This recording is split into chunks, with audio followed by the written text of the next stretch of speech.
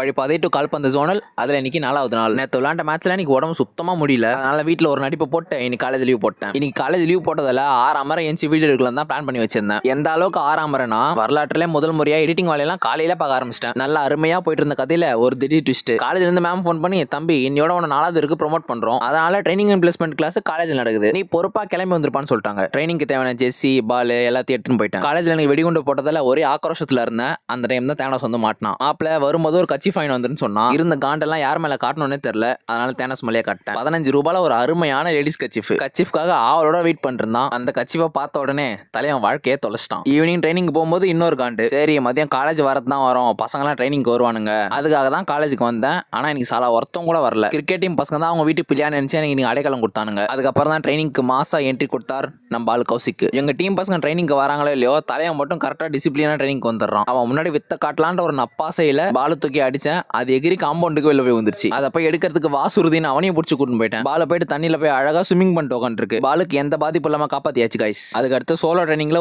ஒரு மணி நேரம் போட்டு பிளாஸ்ட் பண்ணிட்டேன். அப்புறம் ட்ரைனிங்கை முடிச்சுட்டு நம்ம நண்பர் ஒருத்தருக்கு அப்படியே பேசிட்டு வந்துட்டு நைட்டுக்கு சாப்பிட்டு இங்க நாள் முடிச்சுக்கிட்டேன். தொடர்பில் இருக்கோம்.